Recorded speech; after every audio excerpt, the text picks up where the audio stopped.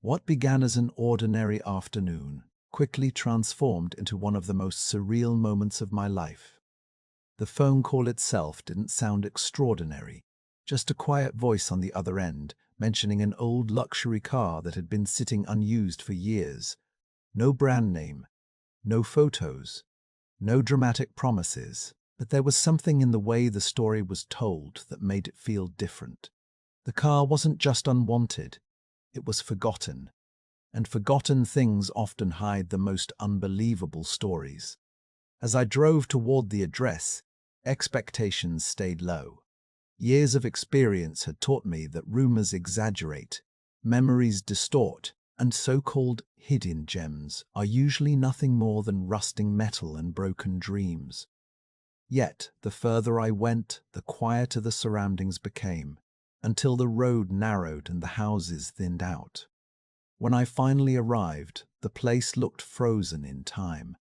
The house stood tired and weathered, surrounded by tall grass and silence. No signs of recent activity, no sound except the wind brushing against rusted iron.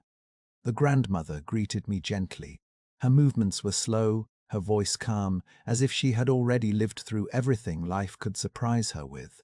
She explained that the car belonged to her grandson, a brilliant but private young man who had once lived there. Years ago, he had left and never returned.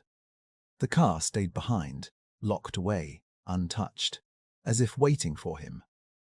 When she led me toward the garage, the air itself felt heavy. The door was old, the paint chipped, the lock corroded with time. She handed me the key, and for a moment, I hesitated, not out of fear, but out of instinct. Some doors, once opened, change everything. The lock resisted at first, then gave in with a sharp metallic crack. As the garage door slowly lifted, dust exploded into the sunlight. The smell of old oil, metal, and stillness filled the air. At first I could only see vague shapes under a thick layer of dust and fabric, but as the light spread, the curves became unmistakable. My heart started pounding. The low, wide stance, the sculpted body lines, the signature proportions that no other car in the world could imitate. It was a Bugatti Chiron, not damaged, not stripped, just asleep. In that moment, disbelief overpowered logic. Bugattis don't get abandoned. They don't disappear into forgotten garages. They live in climate-controlled collections, surrounded by security and admiration. Yet here it was, hidden away like an old piece of furniture.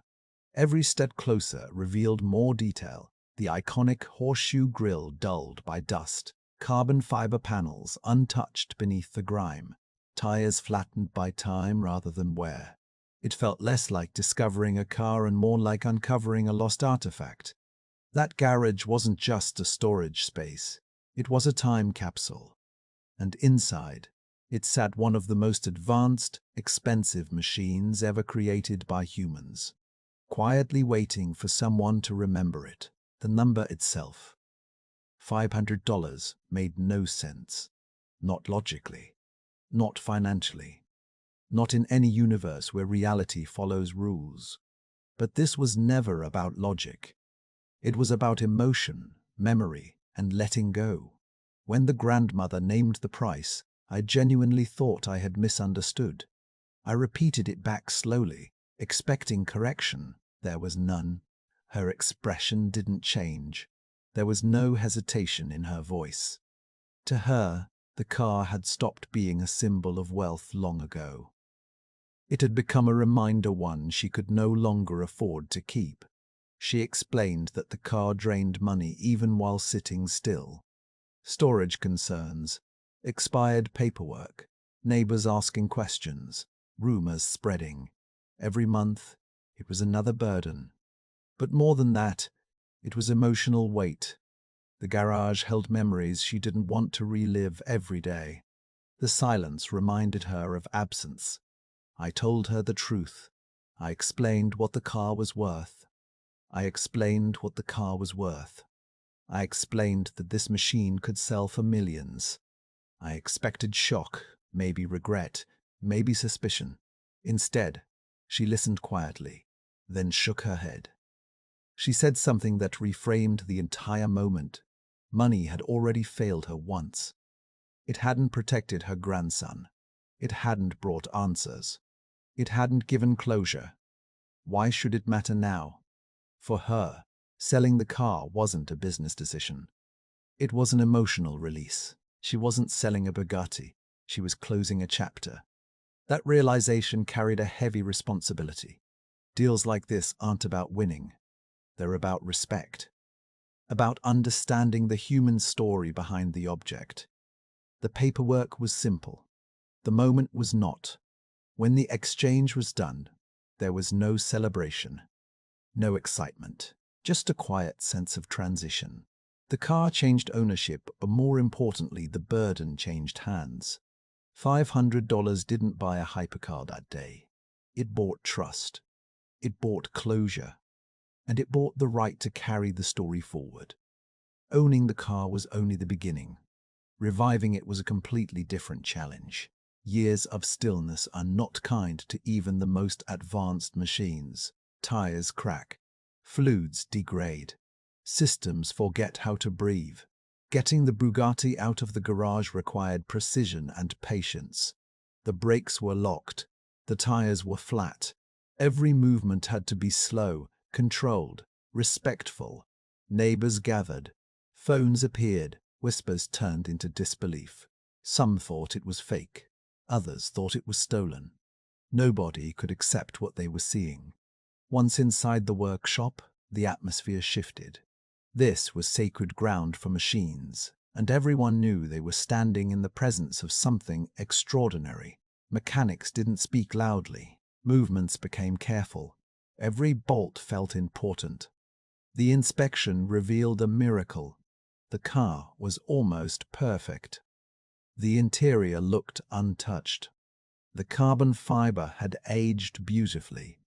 The odometer showed minimal mileage. This wasn't neglect, it was preservation by accident.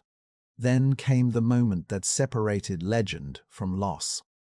A new battery, fresh fluids, system checks running silently. The room held its breath. Cameras rolled. Hands hovered. The start button was pressed. For one terrifying second, nothing happened. Then the engine awakened. The W16 didn't just start, it announced itself.